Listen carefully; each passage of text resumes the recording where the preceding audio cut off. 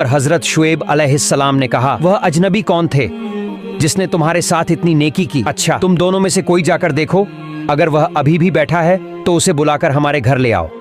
उसके इस मेहनत का हमें इनाम देना चाहिए। पिता के हुक्म से हजरत सफूरा तुरंत निकल पड़ी।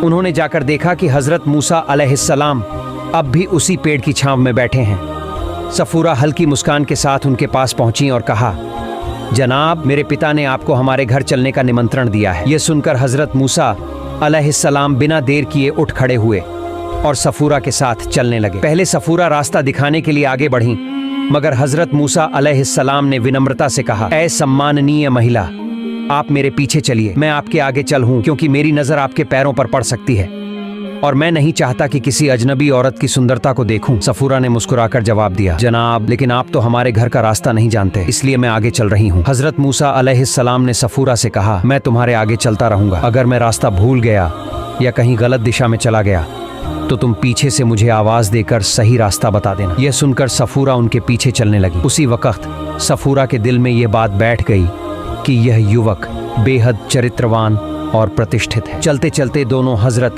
शुएब अलैहिस्सलाम के घर पहुंचे। वहां पहुंचकर हजरत मूसा अलैहिस्सलाम ने आदर से सलाम किया। हजरत शुएब अलैहिस्सलाम ने मुस्कुराकर सलाम का जवाब दिया और पूछा, बेटा, तुम कहां से आए हो और यहां आने का उद्देश्य क्या है?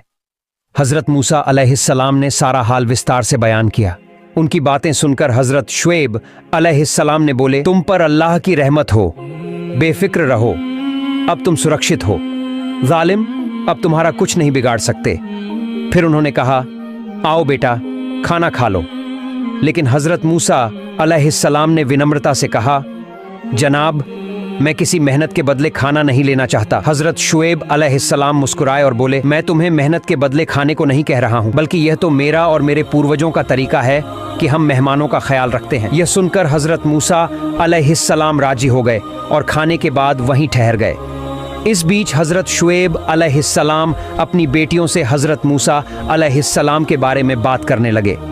तभी बड़ी बेटी सफूरा बोली, अब्बा जान, अगर हम इस परमात्मा के भेजे हुए युवक को हमारे जानवर चराने का काम पर रख लें तो यह हमारे लिए बहुत अच्छा होगा।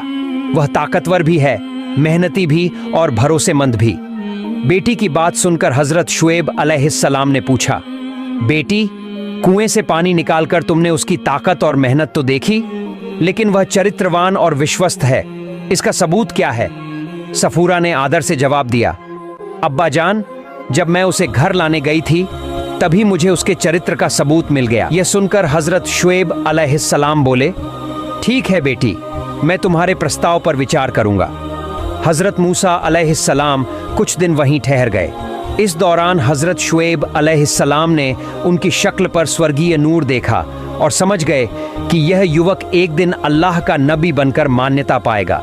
फिर एक दिन हजरत शुएब अलैहिस्सलाम ने कहा, ए मूसा, मैं तुम्हें अपनी बड़ी बेटी सफूरा से निकाह शादी करने की पेशकश करता हूं। हजरत मूसा अलैहिस्सलाम ने खुशी से इस प्रस्ताव को स्वीकार किया, लेकिन वे थोड़े चिंतित होकर बोले, मेरे पास शादी के मेहर की अदायगी के लिए कोई सामान नहीं है। हजरत शुएब अलैहिस्सलाम ने कहा, तुम एक काम करो, हमारे यहाँ 8 साल काम कर दो, अगर तुम चाहो तो 10 साल भी कर सकते हो, ये तुम्हारी मर्जी है, मैं तुम्हें मजबूर नहीं करूंगा, तुम्हारे पास पूरी आज़ादी है। मुझे उम्मीद है कि तुम मेरे यहाँ अच्छे व्यवहार के लायक साबित होगे और तुम्हारे अच्छे कर्मों से तुम खुश रहोगे। वादा तोड़ना ईमानदार लोगों का काम नहीं है और तुम हमें वादा निभाने वाले ही पाओगे। हजरत मूसा अलैहिस्सलाम ने यह सुनकर कहा, जनाब, मैं आपके यहाँ 8 साल या 10 साल काम करने के लिए तैयार हूँ, आप बाद में मुझ पर कोई जबरदस्ती नहीं कर सकते। जब हजरत मूसा अलैहिस्सलाम ने इस पेशकश को स्वीकार कर लिया तो हजरत शुएब अलैहिस्सलाम ने देर न की और अपनी बड़ी बेटी सफूरा का हाथ हजरत मूसा अलैहिस्सलाम के हाथ में दे दिया। शादी के थोड़े समय बाद हजरत शुएब अलैहिस्सलाम ने एक लाठी देने की इच्छा जताई। यह वही लाठी थी जो हजरत जिब्राइल अलैहिस्सलाम ने जन्नत से लाकर हजरत आदम अलैहिस्सलाम को दी थी। हजरत आदम अलैहिस्सलाम ने इसे कभी कभी मसवाक के तौर पर भी इस्तेमाल किया था। अंततः यह लाठी हजरत शुएब तक पहुंची। इस लाठी की एक खास बात थी, इसे कोई भी उठा नहीं सकता था सिवाय किसी नबी या भविष्य में नबी बनने वाले के। एक बार हजरत शोएब अलैहिस्सलाम ने लाठी जमीन पर रख दी और हजरत मूसा अलैहिस्सलाम से कहा, ए मूसा, यह लाठी सिर्फ अल्लाह के नबियों के लिए है। मुझे यह नबियों की विरासत में मिली है। अगर तुम इसे उठा लोगे तो यह तुम्हारी हो जाएगी। हजरत मूसा अलैहिस्सलाम ने खुशी खुशी प्रस्ताव स्वीकार किया। वे लाठी के पास गए और आसानी से बिना किसी कठिनाई के उसे उठा लाए। यह देखकर हजरत शोएब अलैहिस्सलाम बहुत हैरान हुए। अब उनमें कोई शक नहीं रहा कि यह युवक एक दिन नबी बनेगा। फिर हजरत शोएब अलैहिस्सलाम ने बड़ी खुश होकर कहा, ए मूसा, अब समझ में आया, अल्लाह रब्बुल आलमीन तुम्हें नबी बनाकर भेजेंगे। आज से जब भी तुम अपने ऊँटों को चराने जाओ, यह लाठी साथ ले जाना। पर एक बात ध्यान रखना, उस फले पहाड़ी के किनारे मत जाओ। वहाँ तलहटी में बड़े अजगर रहते हैं। वे तुम्हारे ऊँटों पर हमला कर सकते हैं और उन्हें बर्बाद कर देंगे। लेकिन अगर तुम इस लाठी को साथ रखोगे तो अल्लाह की रहमत से तुम ऐसे खतरे से बच जाओगे। फिर भी मेरी नसीहत यही है, उस पहाड़ी के पास ऊँट चराना ही मत। फिर एक दिन सुबह हजरत मूसा अलैहिस्सलाम ऊँटों को लेकर मैदान की तरफ चल पड़े। लेकिन आज ऊँट उसी दिशा में बढ़ने लगे जहाँ जाने से हजरत शोएब अलैहिस्सलाम ने मना किया था। मूसा अलैहिस्सलाम ने बहुत कोशिश की कि ऊँट दूसरी ओर चलें, मगर ऊँट जिद पर अड़ गए और वहीं निषिद्ध पहाड़ी की तरफ बढ़ते गए। आखिरकार मूसा अलैहिस्सलाम थक गए और ऊँट उस पहाड़ी की तलहटी में जाकर घास खाने लगे। थकान से चूर होकर हजरत मूसा अलैहिस्सलाम थोड़ी दूर एक पेड़ की छांव में बैठ गए। उन्होंने अपनी लाठी पास रखी और कहा, ए लाठी, मैं सोने जा रहा हूं। देखना हमारे ऊँटों पर कोई सांप या अजगर हमला न कर दे। इतना कहकर वो सो गए। थोड़ी देर बाद उस पहाड़ी से एक बड़ा अजगर निकला और ऊँटों की ओर बढ़ने लगा। तभी मूसा अलैहिस्सलाम की लाठी ने अजगर का रूप धारण कर लिया और उस बड़े सांप पर हमला करके उसे वहीं मार डाला। कुछ देर बाद जब हजरत मूसा अलैहिस्सलाम नींद से जागे तो देखा कि एक मरा हुआ सांप पड़ा है। यह देखकर उन्होंने समझ लिया कि यह उनकी लाठी का काम है। शाम को जब वो ऊँटों के साथ लौटे और हजरत शोएब अलैहिस्सलाम से मिले तो कहा, आज वही हुआ जैसा आपने कहा था। ऊँट जिद करके उसी दिशा में चले गए। मैं थककर पेड़ के नीचे आराम करने लगा और नींद आ गई। मैंने लाठी को ऊँटों की रक्षा के लिए छोड़ दिया। जब उठा तो देखा एक सांप मरा पड़ा है। यह सुनकर हजरत शोएब अलैहिस्सलाम मुस्कुराए और बोले, देखा मूसा, मैंने कहा था ना, अगर तुम्हारे पास यह लाठी ना होती तो पता नहीं कितने ऊँट मारे जाते। इसी तरह हजरत मूसा अलैहिस्सलाम कई साल तक ऊँट चराते रहे।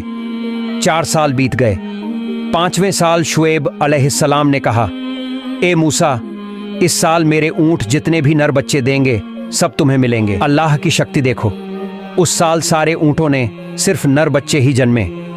अगले साल शोएब अलैहिस्सलाम ने फिर कहा, इस बार जितनी भी ऊँटियाँ मादा बच्चे देंगी सब तुम्हें मिलेंगे। और अल्लाह की करामात देखो, उस साल सारे ऊँटों ने मादा बच्चे ही दिए।